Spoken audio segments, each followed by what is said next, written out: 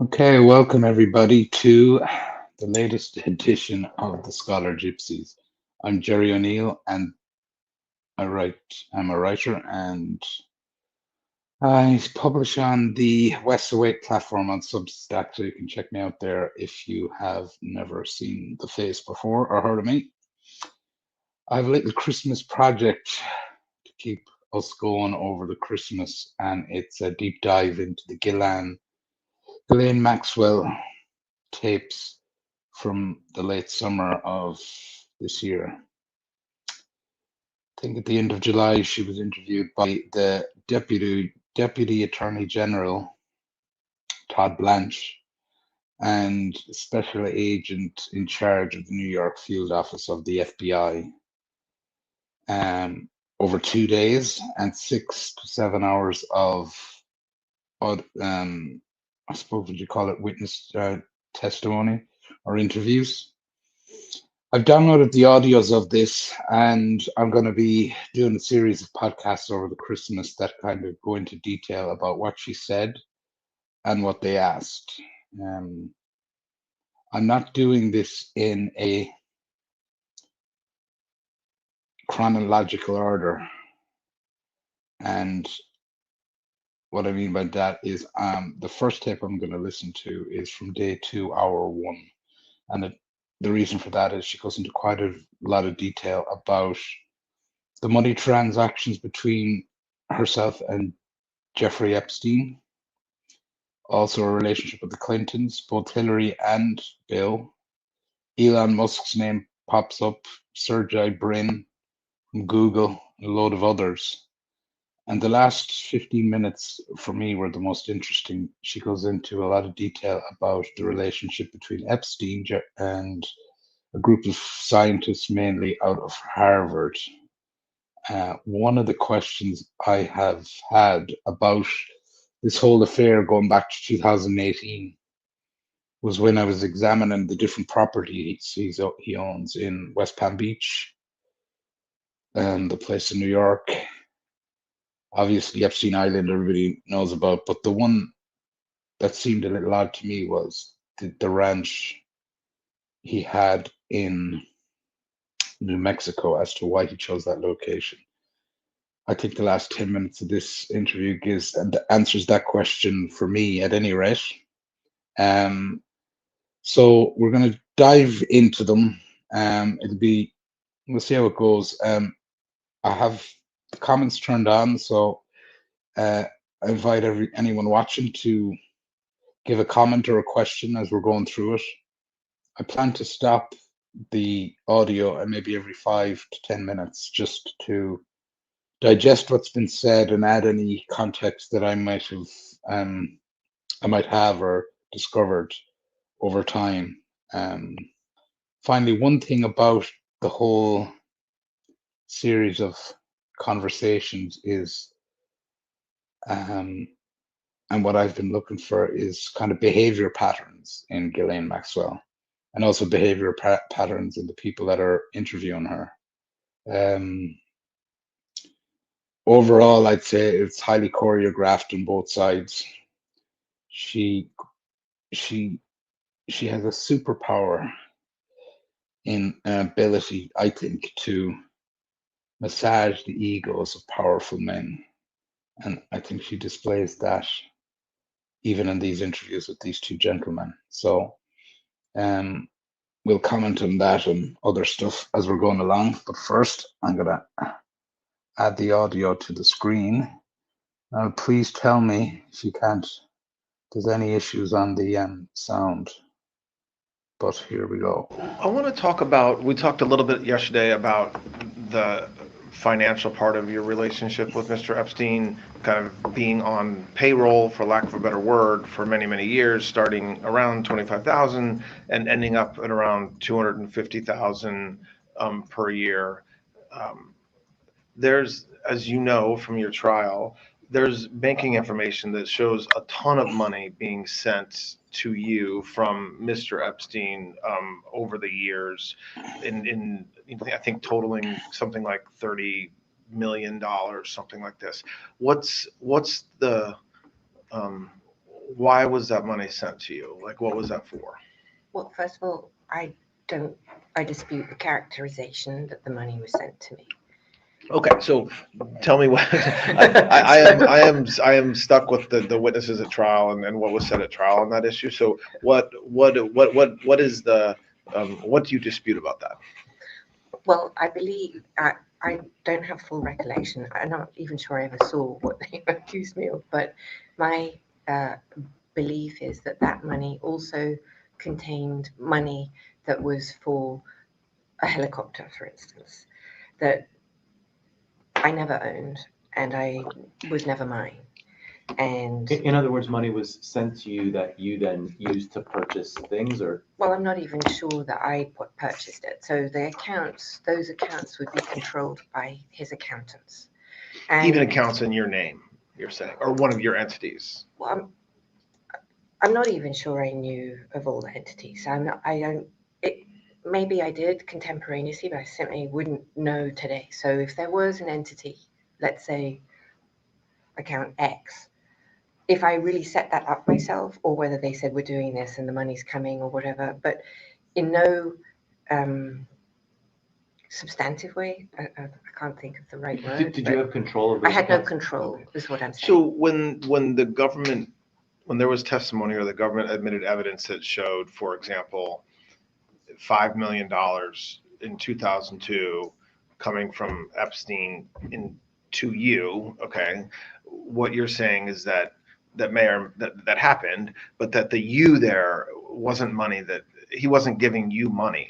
I'm not going to say that for everything because maybe there were accounts that money was sent to me, but I can say that I know, like the helicopter, I can definitively say. I'd have to look at all of them to be accurate for you, but to explain how or why I could be receiving monies, and I certainly did. So I'm not disputing all of it. But when you said that, let's go back and look at why did money have to go into your accounts or account that was controlled by others but in your name to like purchase a helicopter? Oh, that's a very good question. I'm not sure I know the answer to that. I don't. So let me ask this maybe a different way that gets to the issue, right? So the accusation by the government, based upon the evidence they collected, is that Epstein paid you. I'm just going to stop it briefly there for a minute to respond to a comment that somebody put up there. Already there's a few choice comments, but one comment there is to do with, I think I'd know if I bought a helicopter or a helicopter. I think you would know if you bought a helicopter. I think you would know if you bought a helicopter. I think you'd know too. One thing to add just here, and we'll go straight back into it, is Ghislaine Maxwell, as we find out later, is a licensed helicopter pilot. And that comes up a couple of times during the various tapes as well. And the overall here is basically that she met Epstein in 1990 as a kind of general manager, and that she started on a salary of 25 grand that moved up to 250 grand over time, and that there was these parachute payments that have been found totaling over 30 million. So we'll get back into it. But keep the comments coming. If I can get this Millions and millions of dollars over the years. And the reason why he paid you that is because you were performing an extraordinary service for him by recruiting young women, many of whom were underage, so that he could sexually abuse them. Okay, that's their allegation. Okay. From what you said yesterday and from what I've reviewed about you and Mr. Epstein, he paid for a lot in your life. Your Absolutely. flights, where you stayed with him. I mean, he didn't expect you to reimburse him along the way for food, and so he took care of you for many years. That is true. On top of that, he actually paid you a salary, as we talked about, 25,000 to 250,000. What else did he give you? Or what purchase? Like, was there a time when he gave you $1 million or $500,000 as a bonus? Or what financial benefit did you receive from him? Besides what we've already talked about, we don't have to talk about what would, you know. Yeah, I got it. Okay. So my goal always was to become independently financially secure, and work for myself. I've never been one to not work. And in that regard, over the course of my friendship and my working relationship with Epstein, I expressed to him my desire to be independent of him everywhere, just to be freestanding. And that with that in mind, I wanted to have my own businesses or my own money coming in, independent and separate from any salary that I received from him. And I needed that for my self-esteem. I've never been, I obviously salary, and it was a very generous one. Please, I'm not belittling the sum of money because it's huge, but I was brought up to work, and I was brought up to be my own, the first time. So I would either propose businesses to him, or he would actually suggest, why didn't I do something? And the first deal that we did, or the first business that we had, or I had, and that he financed for me. So he loaned me all the money to enable me to do this, and then I reaped the profits, which I don't remember now, because we varied over the deals that we did, that I would give him 50% or 25%. It was sort of, it was random. And I can tell you what it is. So, go ahead. Yeah. So it was in Palm Beach, actually, and it was in real estate, and they sold what was the grounds originally of an estate called the Phipps Estate. And then they converted the land that came with that estate into houses. And I did, I think 2 or maybe 3, I can't remember now, but certainly 1 and maybe 2, possibly 3, I don't think so, I think 2, that then were flipped and there was a profit. So that would be an example of that. But I didn't have the money. So he lent me the funds to do that business transaction, and then I reaped the profits. And so, but when millions of dollars. When a financial investigator, like the FBI, looks at accounts, they don't know kind of the conversations you're having, they just see the money. Right. So in those cases, when that happened, when he financed that with you, would he send money to you? So does that explain some of the money? Like, I think it does. I think, for instance, there were 2 Gullwing Mercedes that they did with Mercedes and Aston Martin. You can look up, I think, if I'm right, that had little doors that would come up like this, that were only very limited number that were made. So I knew that we could get those and would flip them right within 24 hours, for example. Also, here's another example of something that you guys wouldn't have known about, is I became a banker. I got my Series 63, Series 67 banking license and became a broker for like a new minute. And then because I was day trading, everything I had, I day traded through an account. And I think I was lucky more than smart, but I made quite a lot of money.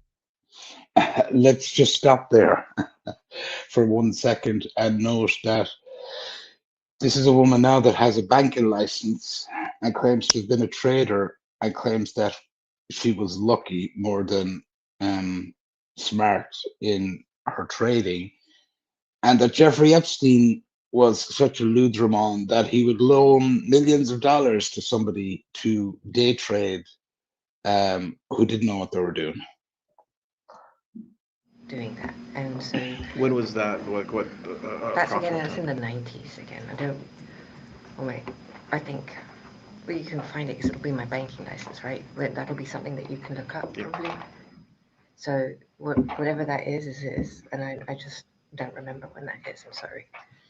So, okay, so. And so for example, I was doing really well, and so he was like, "How do you do that? Why are you investing in, I don't know, Apple when nobody liked Apple? This is, before Apple or Microsoft. I didn't know Bill Gates, so this is not related Mhm. to him.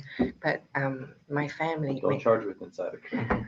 Please don't. No, I'm not trying to suggest that. Oh goodness, please no. I had That was no. just a joke. Okay. Okay. Sure. Oh, yeah, no, all right.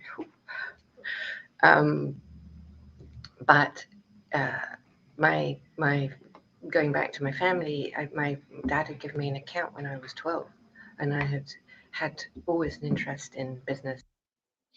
Just when I stop there again, I will there's a brilliant comment there that I wanted to go over rather than doing this in a. So, Nara Cattell says, I wouldn't be surprised if she was abused by her own papa. That's your patter right there, Jerry. Revenge is a gift best served cold, unrequited love. Having listened to these tapes, where she's really specific is dropping names of women that liked Epstein. His girlfriend prior to Ghislaine Maxwell was a woman called Eva Anderson, who was a Miss Sweden at some point, who apparently he was on the plane when he arrived back to New York and got arrested and put in jail and then suicided himself. Um, and there are another couple of other women where he had friendships, relationships, and Ghislaine Maxwell is she brings them all up. So I think there's an element of truth in that. She doesn't speak about him in a negative way, like with any negative anger at any point, which is revealing in itself, I think. But anyway, let's keep going.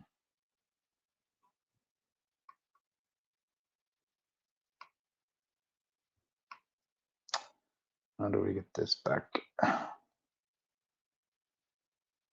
There we go. Please play it. Play it. Seems to have jammed on me.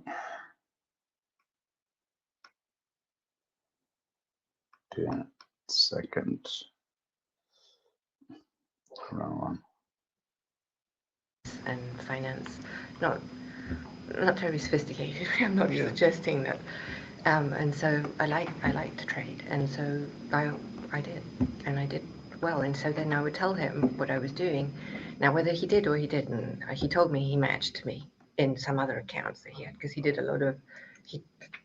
My observation, to go back to what he did, I observed him personally and have personal recollection of him trading money a lot, tens of millions, hundreds of millions of dollars.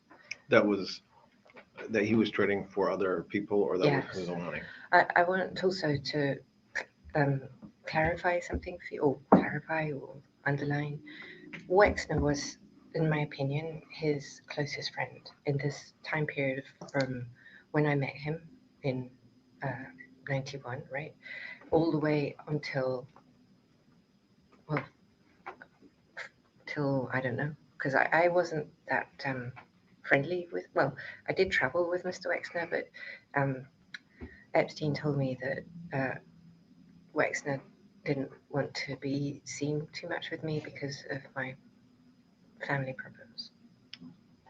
And You mean now whether that was the problems that your father's company had with Yes. the embezzlement or Yes, allegations of? yes, that's what I'm talking about. And now, actually, today, not contemporaneously, but today, I don't believe that that's even true. I think it was used as a means to not have me travel with him to Ohio or whatever. It was just a way to park me.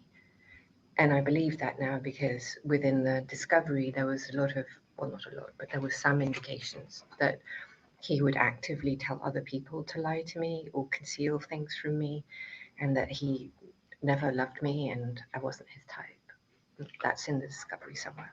So, okay, so the government had evidence that even as late as 2007, he paid you a lot of money, What was that? What was the money? like several millions and millions of dollars in 2007. $7.4 million, I think. What was that for? Was that the helicopter? That's my question. Oh, to you. sorry. I don't know. Okay, So sorry. in Sorry. 2007, I think in that was that's 2007, probably the helicopter. That could have That been was what? that could have been the helicopter, the Sikorsky. Those big chunks like that. I don't personally have any memory of receiving a check from him for $7 million. I just don't. But I would have to. I know I'm. So the answer to your Well, question, you to be would remember precise, it if it went into your pocket. and I would it was remember like- if it went. I would. He never paid me for services that you just described. $7 million for any nefarious yeah, reason. I think I understand what you've said about being on the payroll and helping you with businesses and giving you a lot of life things along the way. You travel with him, you ate with him, um, but there is these massive amounts of money, one-time payments that I don't. You'd have to trace that, right? So I don't believe that came into my account or I had any control. I have no memory of that. I've no. Well, but if there's records that show it coming into your account, it sounds like what you're saying is that not putting aside you have no memory of that money being yours. Like you No. didn't, that money is not somewhere. No, I wouldn't be like, oh yippee, let me go. I got $7 million. I'm going to go buy myself a yacht. No, or I don't know, something else, or move it to some other. No, I don't think if you look, you'll have to check. Well, obviously you will. I don't think you'll find that money moving to any account other of mine, or it shouldn't show. I don't believe anyway. As far as I reckon, it wouldn't show me spending it. Right. Does that make sense? Okay. Yeah, that makes sense. I mean, I think I don't think there's any dispute by anybody, even your lawyers at trial, that the money went in. $7 million in when? What year? Well, there's several years. In 2007, And it's the 2002. There was $5 million that you were paid in 2002. oh, well, I'd have to. I don't remember. But okay, so there would be another large sum, but it wouldn't have come from him later. But with nothing to The do. biggest one was in 1999. There's over 18 million, 18.3 million. I don't know what that is. So what? But but what you're saying, it sounds like, and then if you don't know, we can move on. But when we're talking about 18.3 million in 99, 5 million, and 3 years later in 2002, 7.4 million. Just break that down. There is we're coming to the end of the finance stuff, but as you can see, she says stuff repeatedly like, does that make sense? And the questioner goes, yeah, that makes sense. It makes no fucking sense whatsoever. One of the trails here is her claim that she doesn't know anything about this 30 million, yet she had details or remembrances of the Sikorsky helicopter that was bought and the day trading. So it sounds to me like that the government angle here is they don't seem all that interested, and we'll get to it in a minute, is that it's all a bit of shadow boxing for public consumption, that they know at some point people are going to be listening to these audio tapes. She has very selective memory when she doesn't want to talk about stuff, and she puts on this little girl lost routine as well. But when she gets specific, she gets really specific. So I think that's something to keep an eye on. In 2007, that money adds up to around $30 million. You were not paid that by Mr. Epstein, meaning that's not money you received for your benefit, even if it was put into your accounts. I don't believe any of that was my money. Now, I just, like I said, we did do these things with the cars, and we did, and I don't know if any of that money, some of it, if it moves, some of that may have come from the car or a house that was sold that I had an interest in with him. that's possible. But I don't think this money is mine. And But so- also, the record should reflect too, that there were times Ghislaine's name was used. For example, Air Ghislaine. Her name was in the name of the entity. It had nothing to do with her. And if you pulled signatures, Yeah. there's no, No, what I'm trying to just make sure that I understand is that the idea that you were paid $30 million between 99 and 2007 in order to, by Mr. Epstein, to reward you for recruiting young women, that is, you're saying that is categorically That is- completely false. That is categorically false. Correct.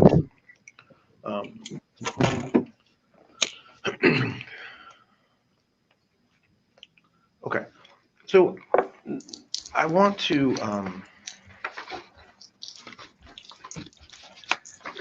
we went through several individuals yesterday, and I want to go through just a couple of more names and ask if you know them, and if you do know them, how you know them. Do you know Elon Musk? I do. And how did you meet Mr. Musk? I met him in I don't remember the year, but it's going to be in 2010, 11, something like that, I think, if my memory serves. And I was at an event for Sergey Brin, the co-founder of Google, and Sergey had arranged it was for his birthday, and we were a bunch of us. I don't even remember how many we were, but not many of us. Maybe, I don't know. If I say 40, I could be wrong. If it was 30 or 50, I don't remember. I'm sorry. Went to another friend's island.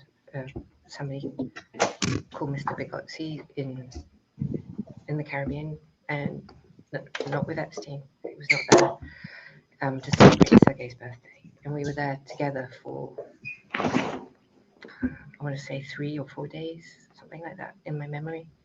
And Mr. Musk was a present for that. And that was the first time you met him, as far as you know. As far as I remember, yes.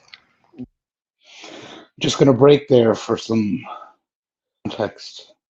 Ghislaine Maxwell's list of her own client list seems even as bigger than Epstein's throughout these tapes. So,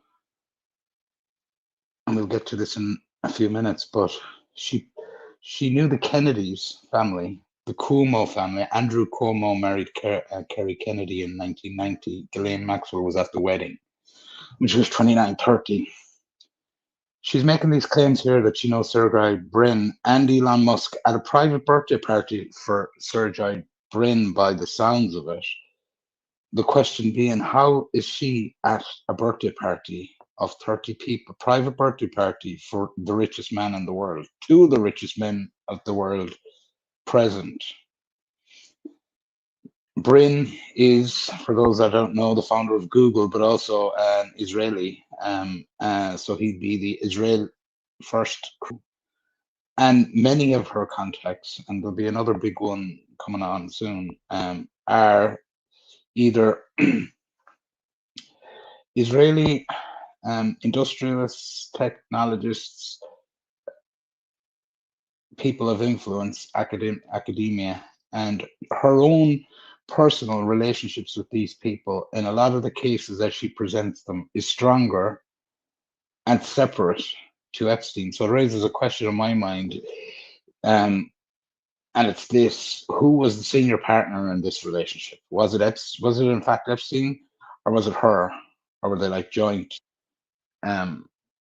operators? And I think she reveals a lot when she gives away these little details. Did you know his brother, Mr. Musk's brother? I don't know if I've ever met him. I know that he has a brother, and but I don't think I met him. Aside from that time in around 2010 on the island of the Caribbean for a couple of days, do you know Mr. Musk beyond that time? We met at, I was at the Oscars, and we met at the Oscars. What year was that? Earlier or later? It was post that event, I believe. And do you know whether Mr. Epstein knew Mr. Musk? I believe they did. And the only reason I say that is not from my memory, but because I saw, I think I saw, my memory is that in Discovery, they were communicating on email.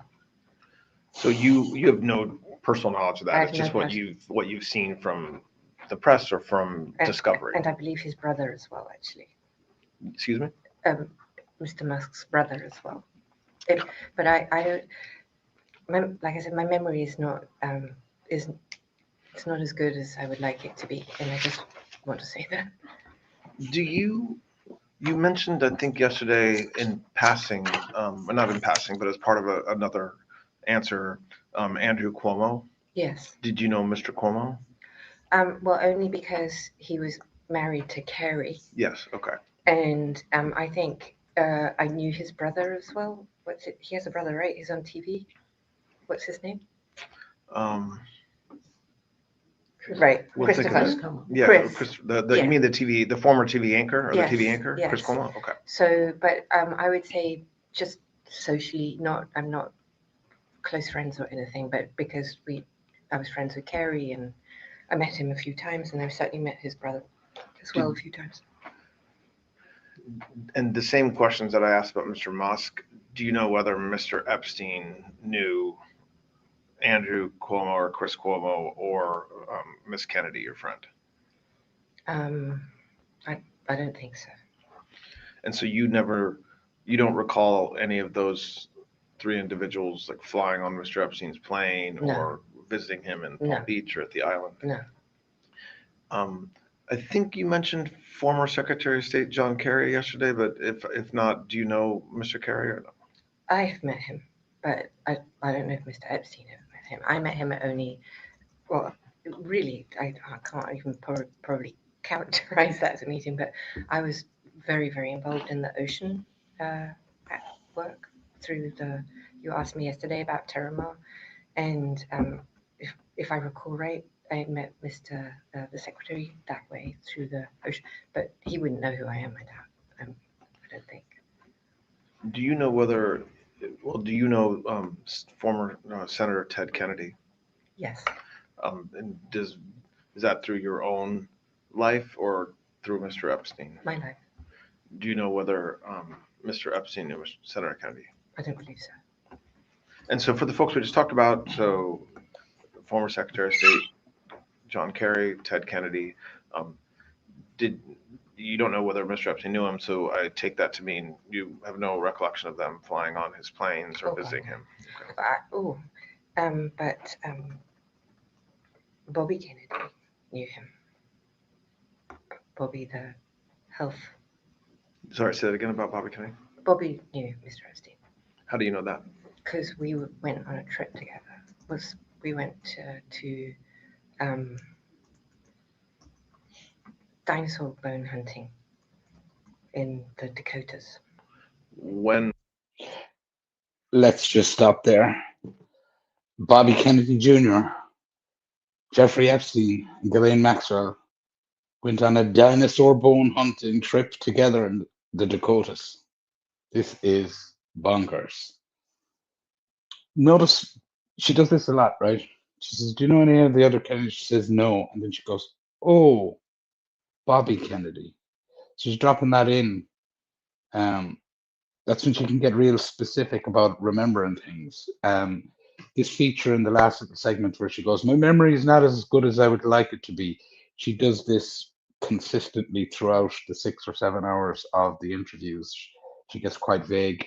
And just to note, Chris Cuomo, the CNN anchor, tyrant of COVID propaganda, and Andrew Cuomo, his brother, who was the governor of New York State during the pandemic, another central character in the whole COVID lockdown promotion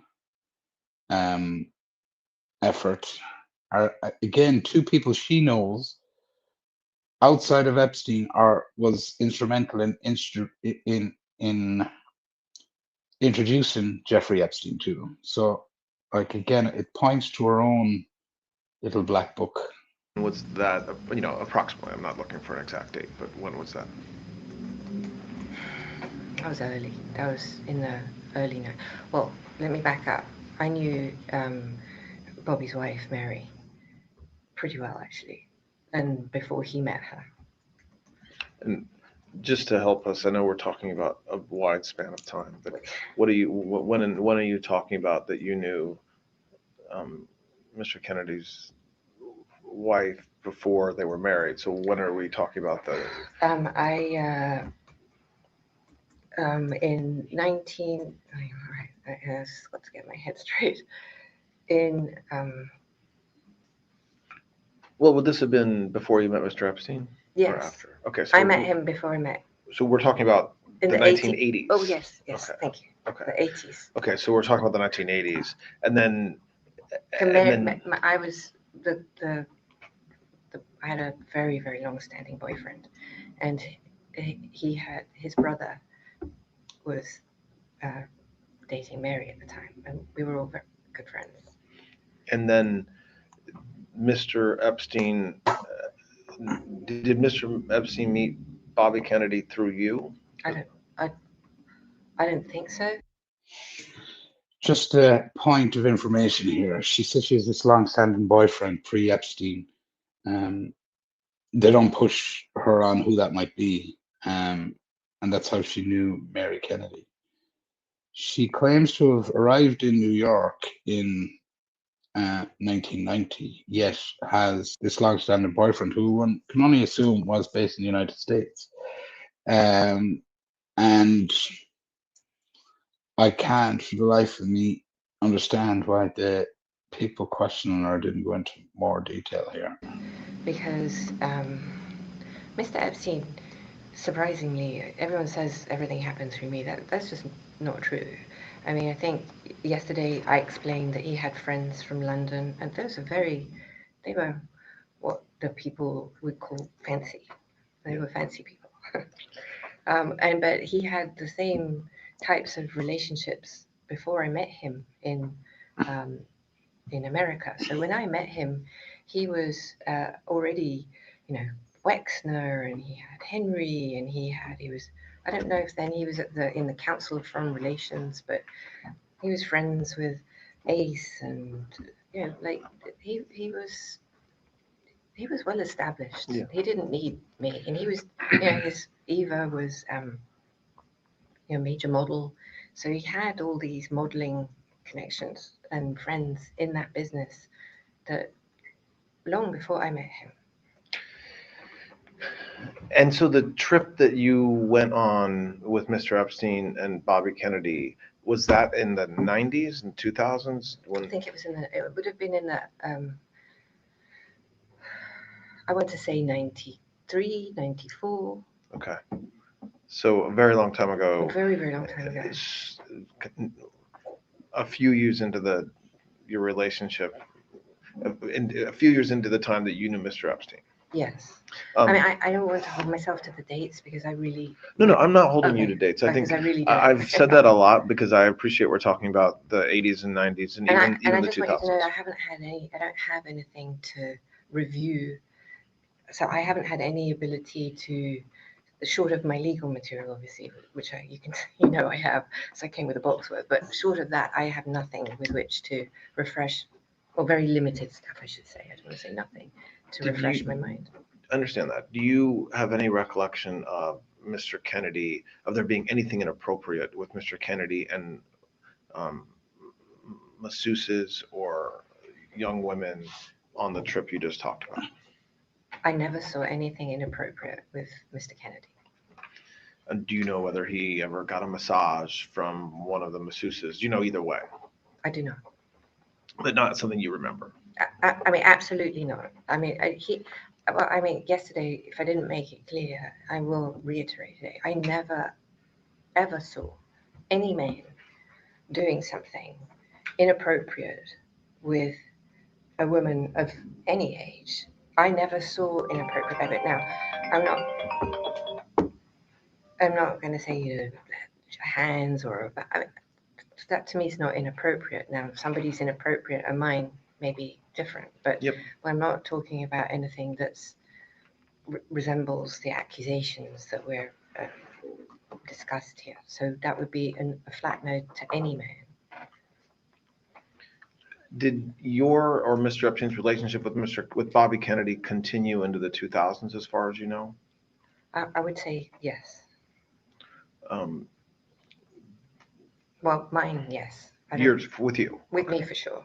And do you know whether Mr. Epstein and Mr. Kennedy, Bobby Kennedy, continue to have relationships into the 2000s? I have no personal knowledge of that. I mean, because Yeah. here's no another personal knowledge is another fine. thing is that everyone puts us together Yeah, like yeah. a monolith.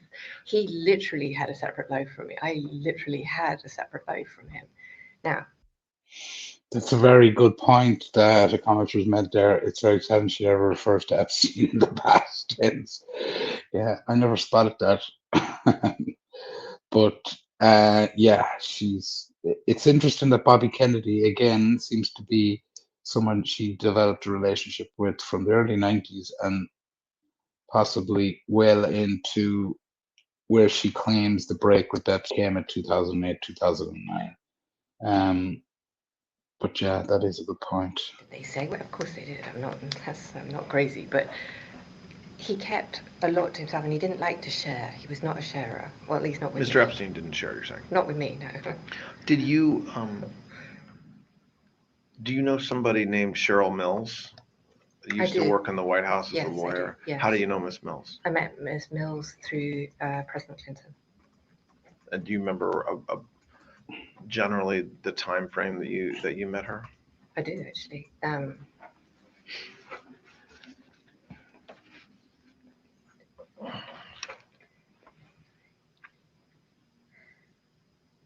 Hang on. I'm sorry. I'm just trying to remember. I'm trying to get my dates right. Approximate. Well, okay. I can't get my dates right, but it's something you probably can. But it's going to be in the early 2000s. Okay. So what I don't recall. So I want to say 2002. So it I'm going was to say after 2002 or President 2003. Clinton left office, Oh yes, and so it was in the 2000s. definitely. And how did you meet her? What were the circumstances under which you met Miss Mills? I went on a trip with the president to South America. With which president? Oh, sorry, President Clinton. Yeah. Okay. Just Sorry. I just wanted to make sure it was clear. Okay. So you went on a trip to where? Latin America. And so Miss Mills was on that trip. She was. And President Clinton was on that trip. He was. Who else was on that trip? Doug Band. Who worked with President Clinton? Yes. And was Mr. Epstein? No. And what was the purpose of that trip? Well, the president had his. I don't know. I mean, the president met with. I can't even remember all the presidents and we were in But was this Ecuador. part of President Clinton's work after he left office with his foundation, or was meaning? I don't think the was foundation. it something for him, when or did was that? it? I don't remember when the Clinton Global Initiative started. So if you give me that date, I can tell you if it was pre or post. Because without that, I can't pin the reason. Do you remember what it was for or not?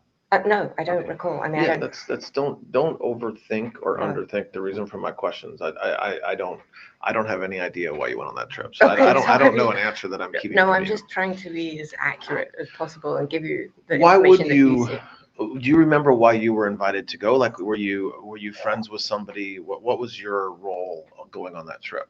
I didn't have a role.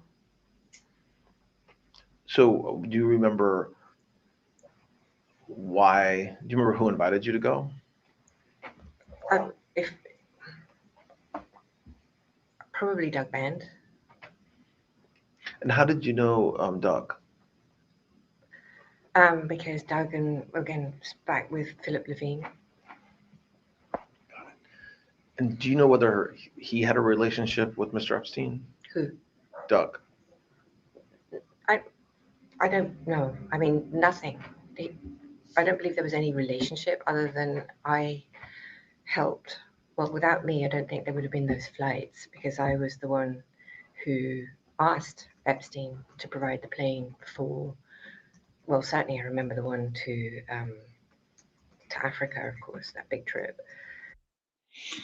Okay, just brief, brief stop here because there's two trips she talks about, and she's segueing into a different trip now to Africa and getting away from this original trip to South America, where she claims I didn't have a role. Like, why is the president of the United States inviting Ghislaine Maxwell to travel South America with him? Now she frames a little bit about providing the planes, which I assume was Epstein, but again, her answers here are just bonkers, and I can't believe that she was allowed to just sidestep away from them. Now, she's about to talk about a separate trip to Africa and introduce some more characters at this point. But what she did say here, which is important, is that this trip took place before the Clinton Global Initiative was set up, precursor to the Clinton Foundation. And I think this is very interesting what's going to come next. And I think that's why maybe she sidestepped into this other trip. Let's go. And I thought it was an honor and a privilege to be part of something so amazing and to have an opportunity to spend time with a man that I found truly extraordinary. And please, I don't mean it in any other way other than there's a former fantastic ex-president. So I was asking around the question, but I was asking, like, were you basically asked to go because you were kind of responsible for the plane? Not responsible is the wrong word. They use you. They were able to use you to make sure that they could. You helped them get Mr. Epstein's plane for the trip. No, I don't even know if when I was on that. In fact, I think that trip, I'm not even sure that Epstein had met the president. Okay. I think this is, if I'm right, and I think I am, I think that trip happened when Epstein and Clinton had never even, not that they'd never met because Epstein had gone to the White House, but they had not met. I'd never asked Epstein for the plane then because they'd never met and it would be weird. But they met because of me and the plane was because of me. But that trip was the first trip I took with the ex-president.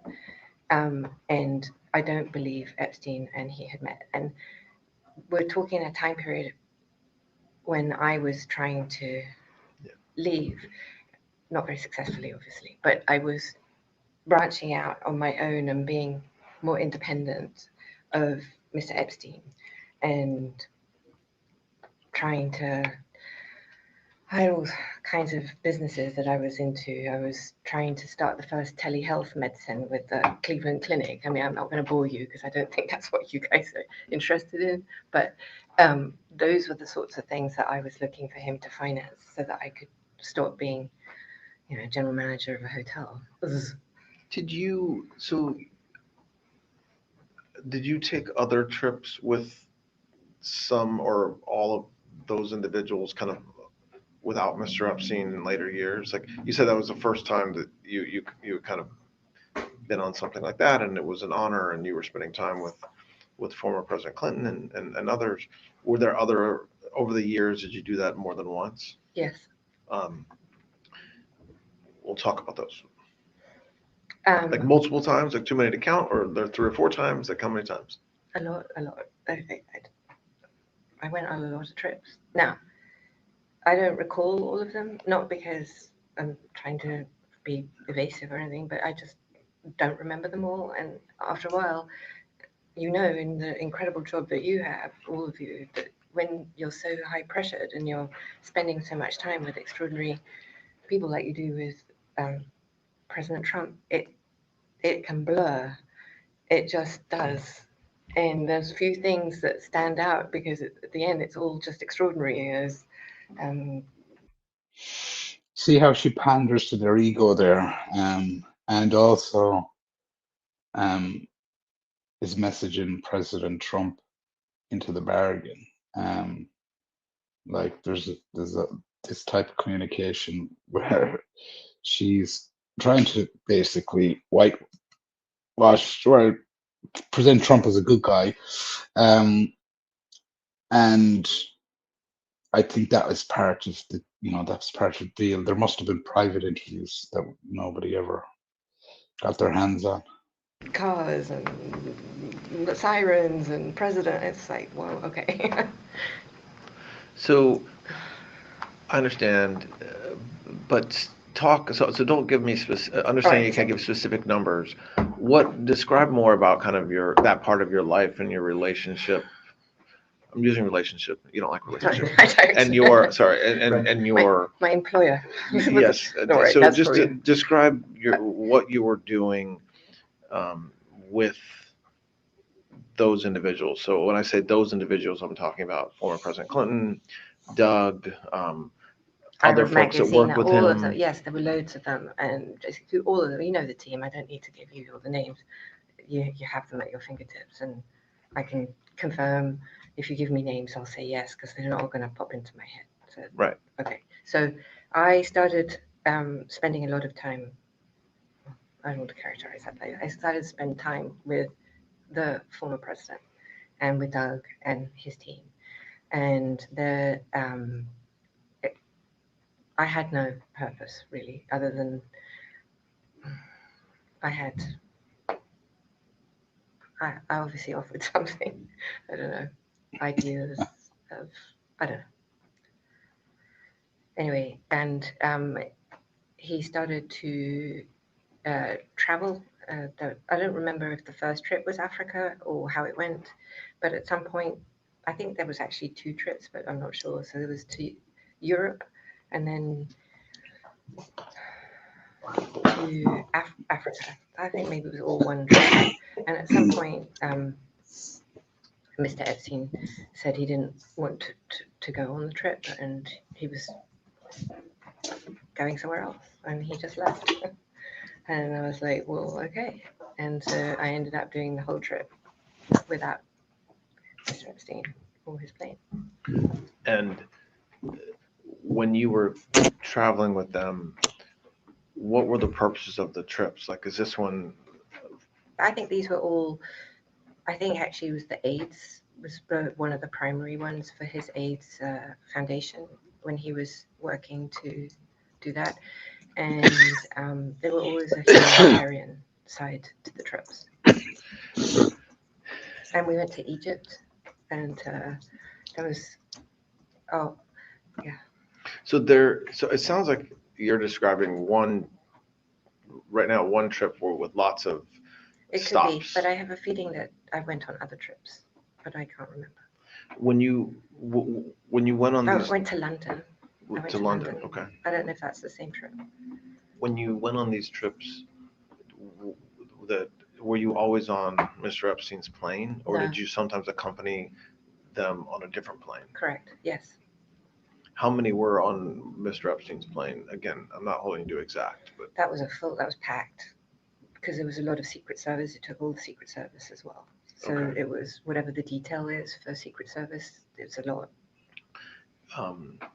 And on how many occasions, besides the trip you just described, were there other times when they used when President Clinton and the folks he was with used Mr. Epstein's plane?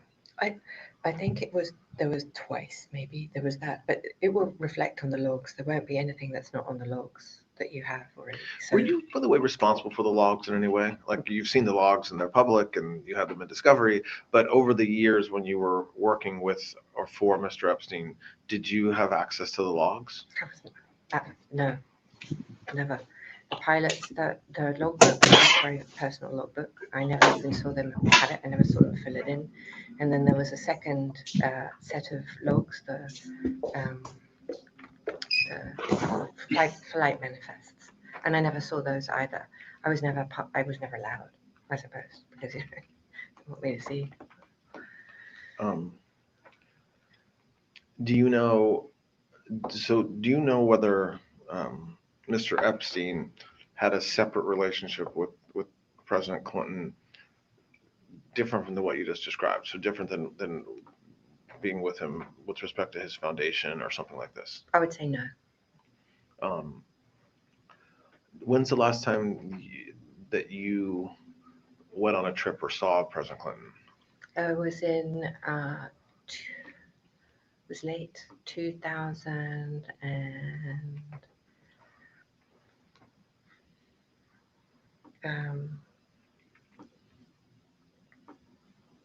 I don't know, 16, 17, Okay. 8, something. It was in Los Angeles.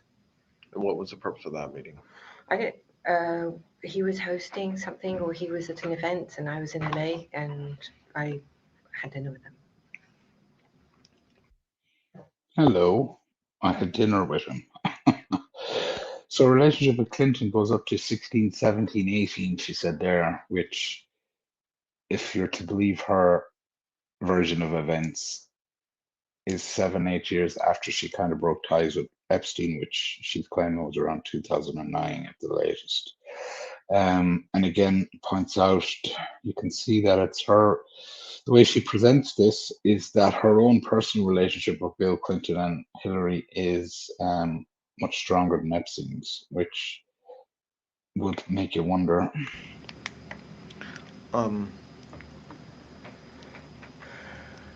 Did you ever meet Secretary Clinton, Hillary Clinton? Yes. When did you meet her?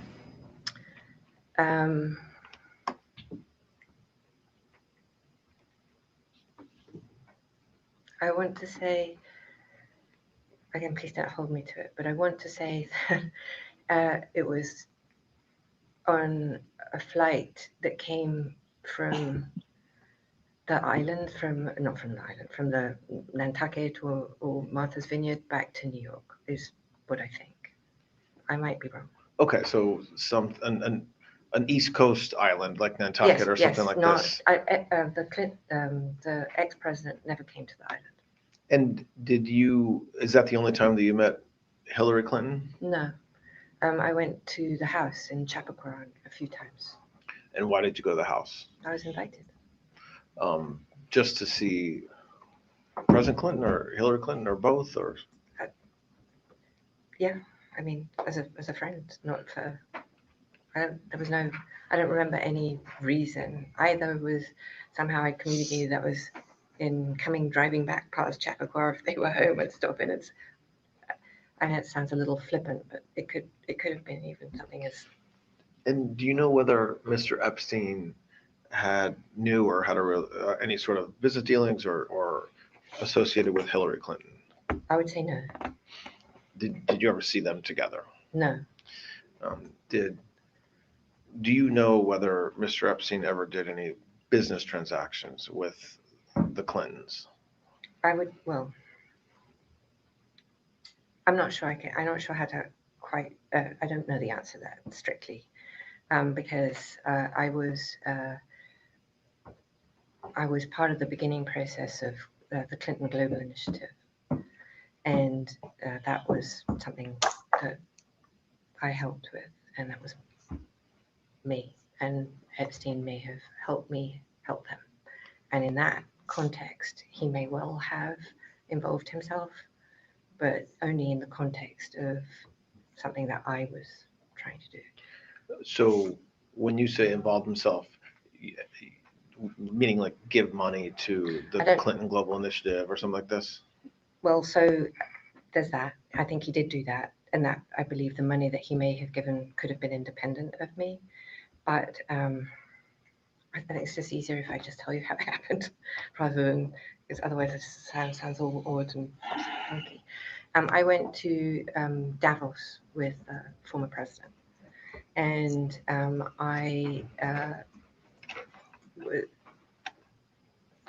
you been to Davos? In what? Have you been to Davos? I have not. Okay, well, you know what it is, right? Okay, so. Yeah, what it and is. I thought that the former president should have his own Davos because it would be, and it turned out that they had been thinking about it anyway. And so we were talking about it. And, it's a very heavy lift to get something like that to go. And I was friendly with one of the people who had, I don't know if he was at the beginning of Davos but he was running Davos. So it was this, I don't know how to describe his actual role at Davos, and I had conversations with him about what did he think, you know, just because I was having dinner with him about if Clinton could get something like that to go, what was his thoughts? And he was very, very enthusiastic. I mean, he was like, that's just an incredible idea. So I put them together. What's that person's name? Do you remember? I knew you were going to ask Okay. me. I can. You said, I didn't know if you knew if you remember I do his know. name. I do, but I just Can't remember his name. Okay. it will come to me. It may come to me tomorrow, but eventually these things like surface. Like in the middle of the night, I was scribbling names that I couldn't remember from yesterday. Okay. But his name will come to me, and if not, we Okay. can find it. So you. Let's hold on here a second. We're doing some digging on this 2002-3. This has to be Klaus Schwab and the World Economic Forum when she's talking about Davos there. It raises a particular issue when she says, I thought Clinton should have had his own Davos, and that she was part of getting the Clinton Global Initiative, Clinton Foundation off the ground. If that's true, that places, and we view her and we view Maxwell as some sort of relationship with the Israeli first crowd, let's put it that way.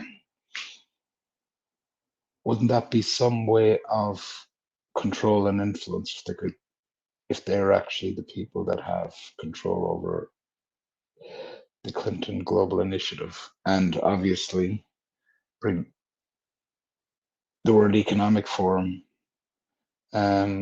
So I think the person she's talking about is Klaus Schwab there, as he was running the WEF in Davos, and Clinton spoke there in 2003.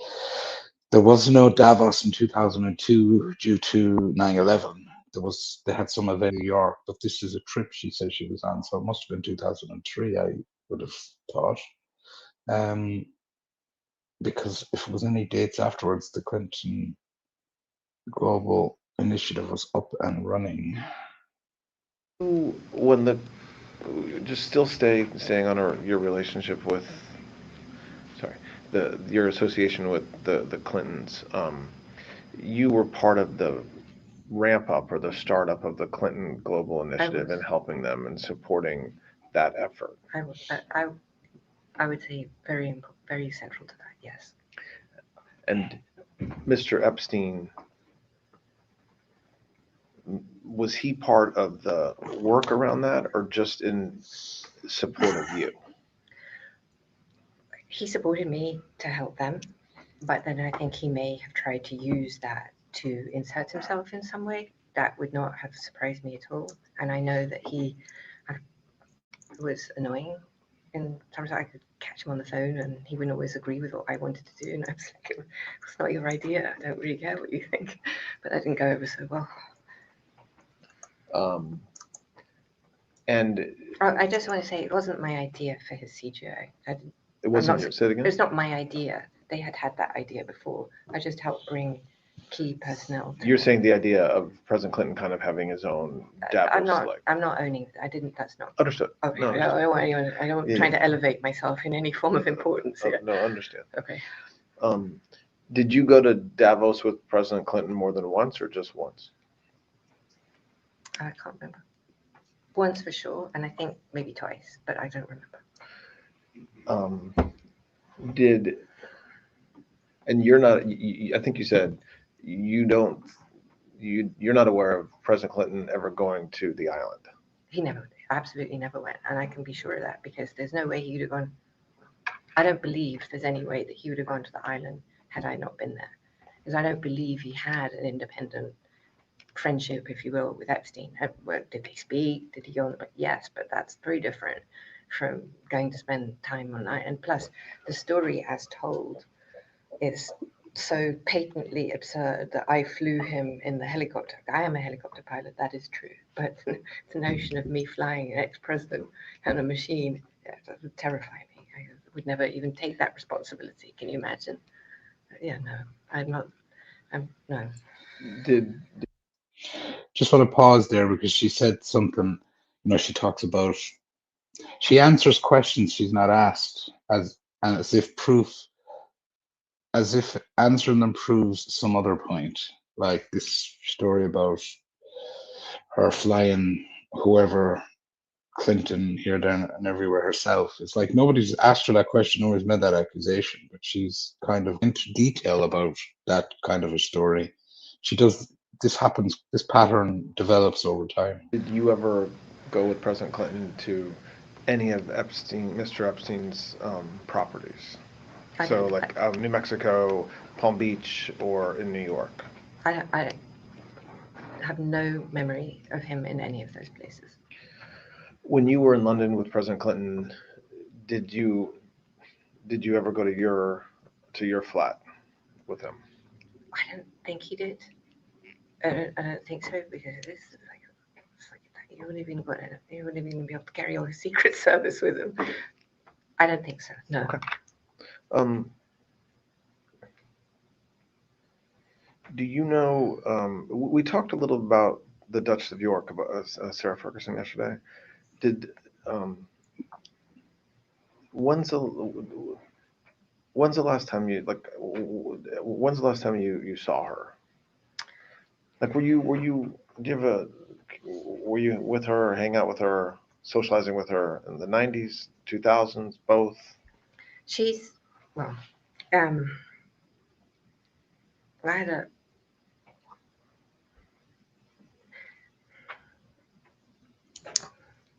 I don't know if she liked me very much. I think my friendship with her ex-husband,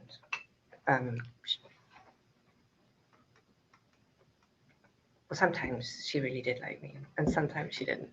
So maybe a friend of me, I don't know. It was always friendly when we were together, but I think that there was some latent hostility.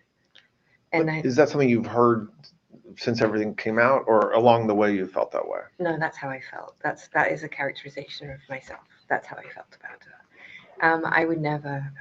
I was always friendly with her. I mean, I've seen her many times, and she's also super close with other people who are very good friends with in England. I think that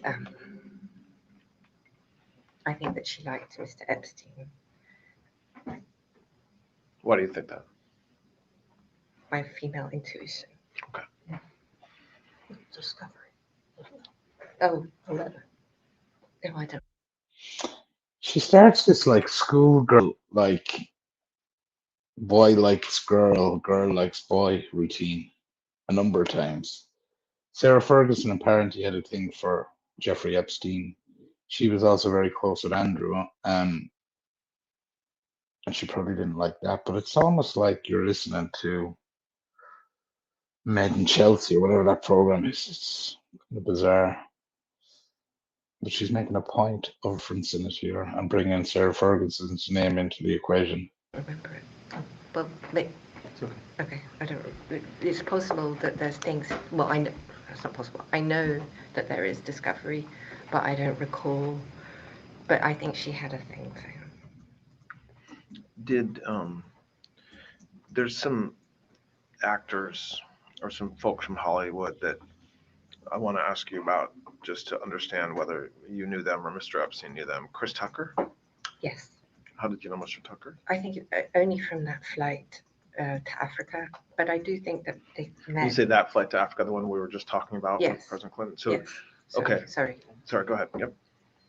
But I also think that they kept a little bit in touch, and I think they met, or I have a memory of him, maybe in LA. I don't know. I think they sort of loosely stayed in touch. I don't know. I don't know how to say that. Do you know Mr. Tucker besides that flight? No. And do you know whether, when you say you think that they kept in touch, you mean you think that Mr. Epstein and Mr. Tucker? They may have. I didn't, but he might have. I'm sure. Kevin Spacey? I know him also from that same flight. Aside from that flight, do you know him from any other thing? No. Naomi Campbell? Yes, I do know Naomi, and I knew her before I met Mr. Epstein, and the former President Clinton. Do you know whether Mr. Epstein separately knew Ms. Campbell? I think he probably met her through me. That I imagine. And so, for those three, Mr. Tucker, Mr. Spacey, and Ms. Campbell, did they ever travel to any of Mr. Epstein's properties, the island or New Mexico? Not Mr. Tucker. Well, no, not to my knowledge, Mr. Tucker or Mr. Just on that note, there's a lot of celebrities on that trip to Africa. From this of Chris Tucker, Kevin Spacey, Clinton, but also one of the girls that made, or women that made allegations about Jeffrey Epstein claims to have been in Africa as well. I don't know if it was Virginia Giuffre or someone else. I think it might have been somebody else, but that person made specific claims about that trip to Africa, because I think she mentioned Clinton in it. Spacey. Naomi Campbell may have. To where? She may have gone. Well, she certainly. Well, I believe she visited him in Palm Beach, and I believe she may have gone to the island, and she may have gone to see his house in New York. Whether she went to New Mexico or Paris as well, maybe. They were friends or friendly. Were you, what you just said she may have, were you on those trips? I don't have any independent. I'll just address the question in the chat there. Her memory absences and MK thoughts. She makes a claim at the very beginning of these interviews that she was on suicide watch when she was arrested and put in jail first, and that she, as a result, she wasn't allowed to sleep for more than 15 minutes at a time, and it's affected her memory. It sounded all a bit bizarre, but that's her defense of all these memory lapses. There's some things here that the problem with this interview is she's very specific on remembering things that I think she's much emotionally attached to. So specifically, Sarah Ferguson, and there again with Naomi Campbell, you can tell. It sounds to me like Jeffrey Epstein, at least, was interested to develop a relationship with Naomi Campbell separate to Ghislaine Maxwell, and she can recall stuff like that quite easily. I think this is just horse trading, dancing around huge issues with no questioning, forensic questioning. Like at no point do these two interviewers raise the temperature or put her under any pressure to be more specific. So it's all a bit bizarre. But it's quite fascinating nonetheless, I think. That's Memory of that, so I'm not sure. I don't think so. Do you know her relationship, her friendship, her you're making me use your word. Mhm. her friendship, whatever, with Okay. Mr. Epstein was independent of me. Okay, but you also had a separate friendship with her I did. before you met Mr. Epstein. I did. Larry Summers, the former Secretary of the Treasury, do you know that person? I did. Yes. How? I met Mr. Summers through Mr. Epstein. And the same question, just generally time period, are you talking about early 2000s, 90s, after that? I honestly really don't know. I did want to say something I forgot, that there was yesterday, you asked me about Mr. Epstein's properties. He had a rental in Boston as well, but not for very long, but it was another place that I had to put together. And I only went with him once, and he would go there independently of me. No, I would not go with him. Was that in the 90s? I think it was, yes. Mr. Summers, do you know what his relationship was with Mr. Epstein, business, personal, both, or don't you know? I think he spoke to Mr. Epstein about business a lot, but I think they were friends and friendly.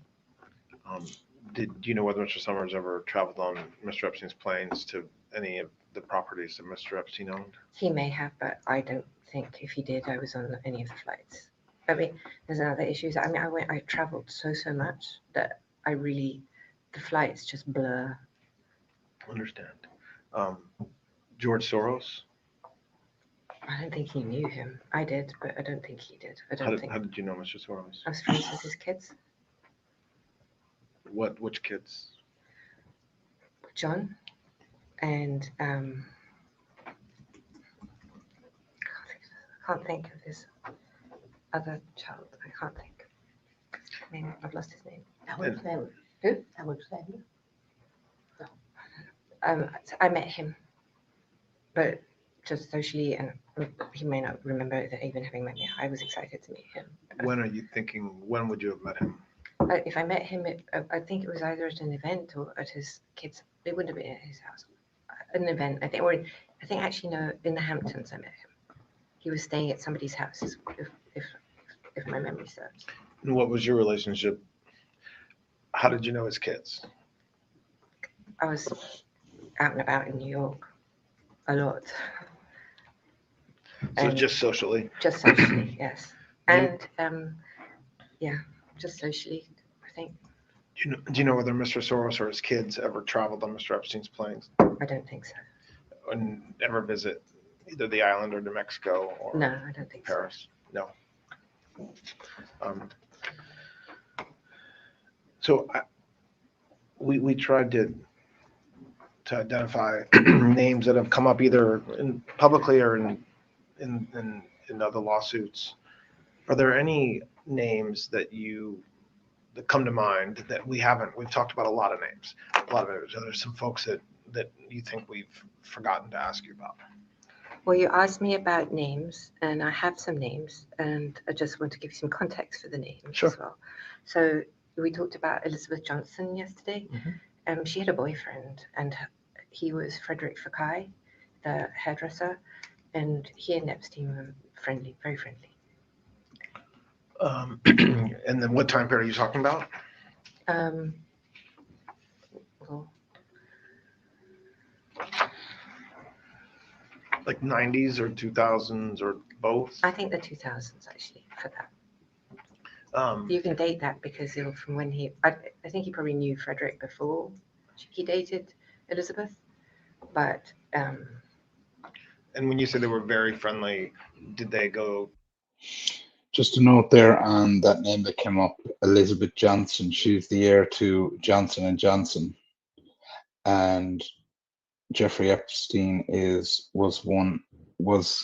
I don't know, a money manager of hers, and similar in nature to Leslie Wexner. So just that's the name to bear in mind. Do they travel together? I don't know if they traveled together, but I mean, Epstein didn't go out very much. Or I mean, he did go out, but not. And sometimes if he did, I think he would go out and maybe see Frederick. And then there was, I mean, he had a bunch of guys that I would know that he would see or meet, but he really, I guess now I'm not so, he had any friends, I don't know, but. Okay, what other names? Okay, so Henry Jarecki, who had an island near his. Henry was a financier. He was the guy who cornered the silver market back in the day. He had an island in the Caribbean near in Mr. the Epstein. British Virgin Islands. Okay. And there was Branson's Island there. Now, I know that there's an allegation that they met. So I think I remember that I went to Richard Branson's Island with Mr. Epstein, and maybe he went another time, but I wouldn't characterize Richard Branson and him as friends, but he did go, and I think I went with him. Do you know whether Mr. Branson ever came to Mr. Epstein's island? If he did, I was not there. Okay. Okay. So, but it's possible. So Understood. I wanted to. Who else? Marvin Minsky. He had a group of scientists that he was very, very friendly with, all centered around Harvard. So I remember him, Martin Novak, who's a mathematician,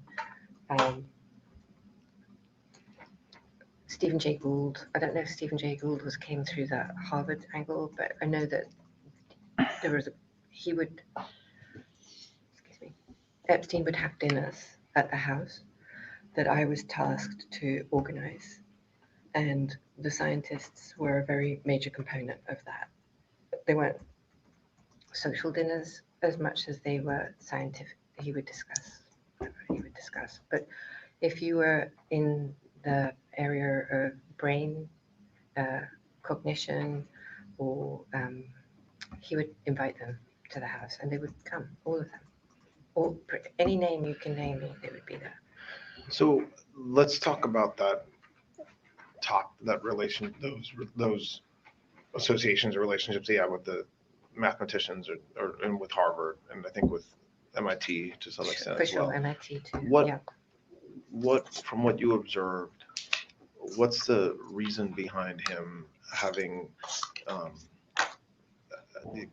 developing those ties with Harvard, with MIT, and with certain professors and others associated with those institutions? He really was profoundly interested in that area of science and in the brain and in, I mean, if you were in Stephen Jay Gould or the major scientist on happiness, I mean, it came, I believe, from a genuine area of interest, not from anything. And how did he? Not from anything, psychotic. Uh, One thing to note here, we're getting into the science and Jeffrey Epstein's relationship with them. The New Mexico property, this is where we get to the bottom of this. Ghislaine Maxwell will kind of claim that there was a relationship with the Santa Fe Institute, and it's one of the premier institutions for research and science development in the US.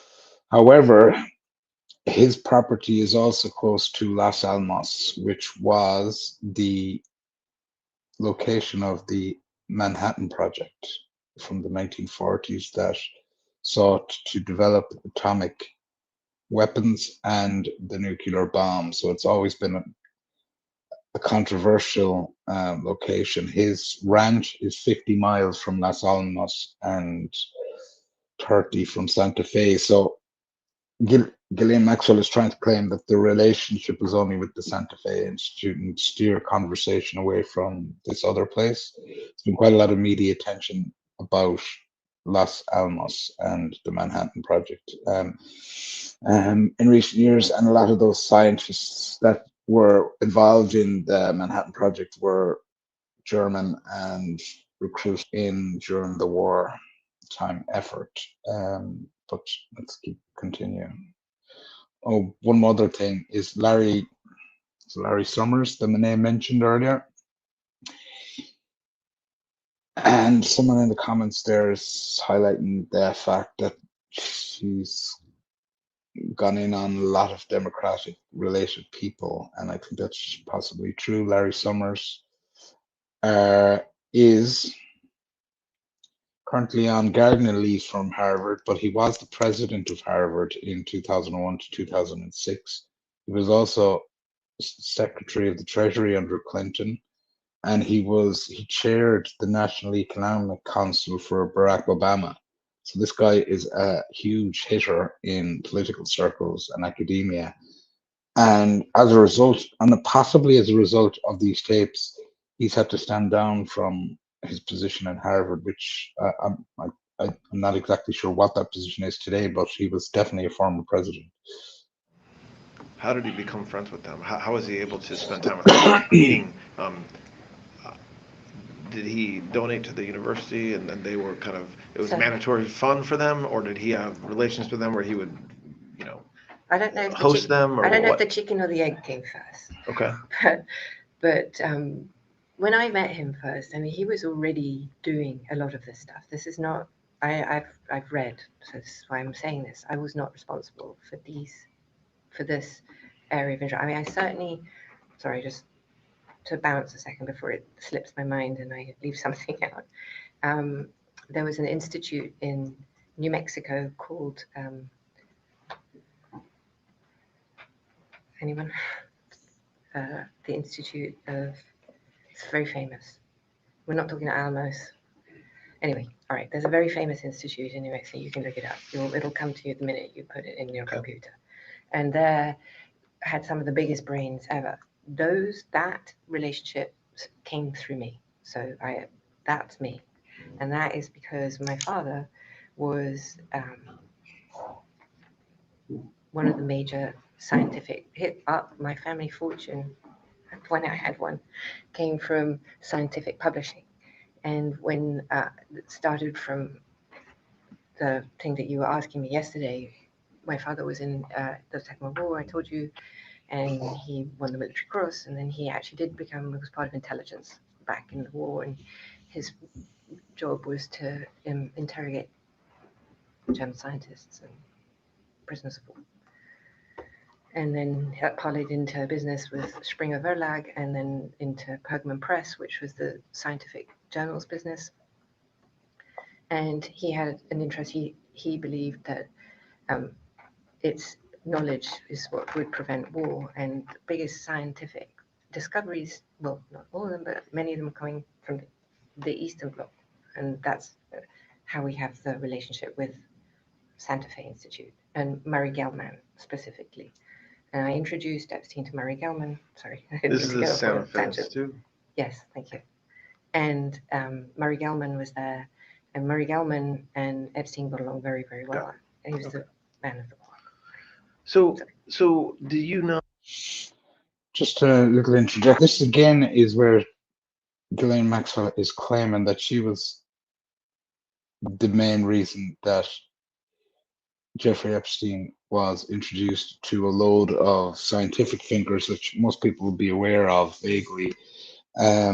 And her story about her father checks out. Like he was that, he did take full control of, I think it was a German print house, it was called Springer, but one or two others as well, I think. So that part, there's a basis of truth in what she says there, but then she goes all kind of vague again. And just another point on her, she's fluent in one of the she was asked why she was so useful to Epstein, and one of the reasons she stated is that she was fluent in French and Spanish, and well, I suppose based on these interviews she's semi-fluent in English. Whether so while when you meet Mr. Epstein in the early 90s, continuing on, so not what he had done before,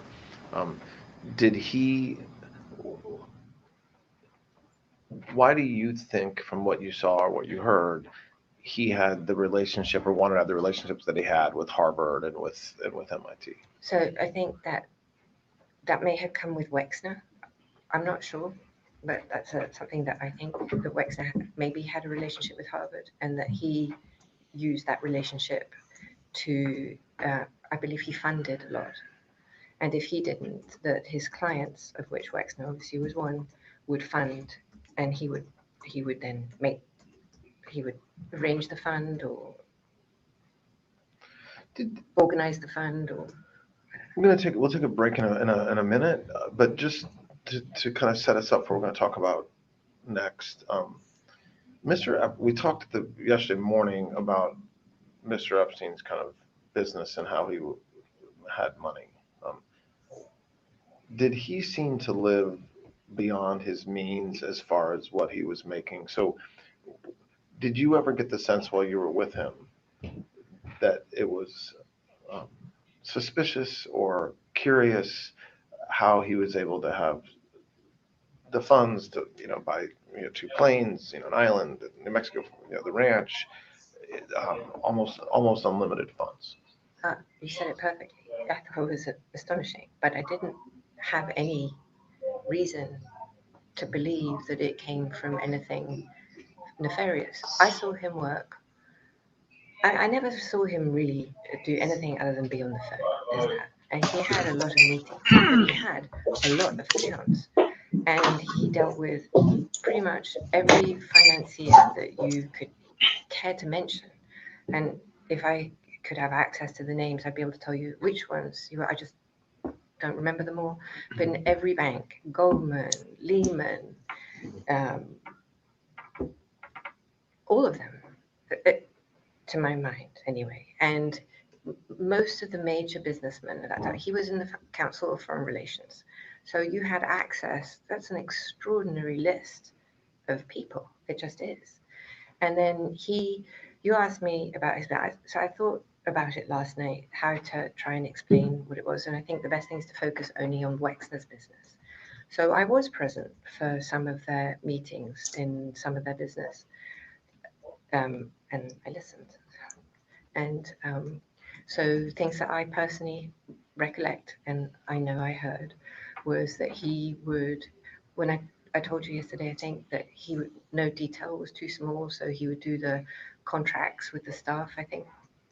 And I saw that myself. And he also organized all the trusts for all the children. So if Wexner had kids, and if he did have children. So every time there was a child, he would create a trust for that child.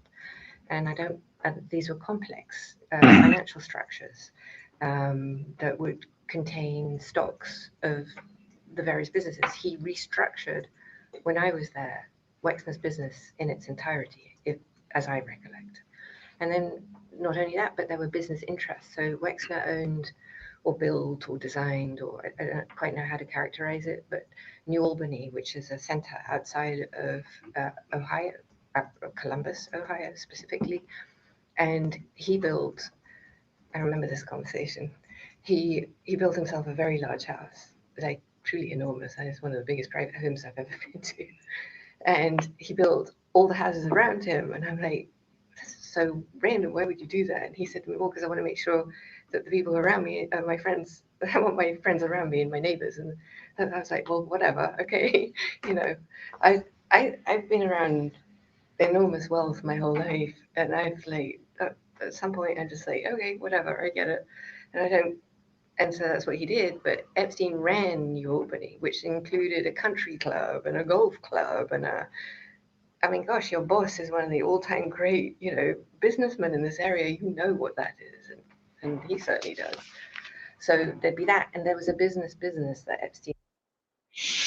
Your boss is one of the all-time greats, whatever, in this arena. It's again just another example of she lets them know about. She kind of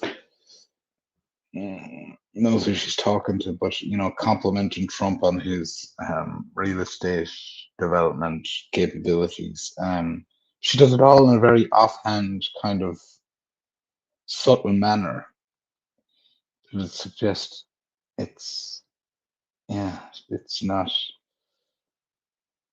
It's almost a trained behavior, I would have said. Well, he told me he owned it. Of course, I can't say that for sure because I don't know, but it's a sports thing. Riddell, is that a business? Riddell's? I thought about it last night. It's red, and it had hats, helmets. Riddell's? Rydell. Yeah, Riddell's. Okay. Now, how he owned that, well, he told me he owned it. But how he owned that, but that was before I think I came in and he had it. Or he said he did. And he had other businesses. I know this notion that he did nothing and he just was a grifter and whatnot. Okay. I'm not going to say that's not true, but it's not what I saw and it's not what I believe is true. Not because it couldn't have been that he didn't grift or whatever the word is of people, but I saw what I thought looked like real work. Why don't we take a break? Okay. Yeah, thank you. All right, the time is now 10:35, and Okay, so that's the end of the first episode in these Ghislaine Maxwell tapes. And James, you just asked the question at the right time. Do I believe she'll get out? I think she might get part of Trump's final farewell or something like that. I think she probably will get out. You can tell there's no anger, there's no, considering what Jeffrey Epstein and Ghislaine Maxwell were up to, trafficking of children, all sorts of nefarious stuff on that front, not to mention the connections they had in all of the global elites. You've heard some of the names there: Soros, Sergey Brin, Elon Musk, President of Harvard, Larry Summers, Richard Branson. And she presents these as like, oh, I just met them socially. Like, you don't just meet these people socially. You don't just get invited to their 50th, their birthday parties in fucking Caribbean islands. So I think she probably will get out and be reunited with Jeffrey. I just throw that in there, just lob that in there at the end. Thanks everyone for joining this live stream. It's an experiment, but I think I'll continue it because it's nice, even though there's not that many on it. It might be something to entertain over the Christmas period. I might do them 3 or 4 episodes like over the next 2 weeks. Just if you haven't already liked or subscribed to the channel, just hit like and subscribe. Share the video. If you want to make a contribution to my work here, you can go to buy me a coffee or the super thanks or super chats, or subscribe to the West Awake on westawake.substack.com. So now that's it, and thank you.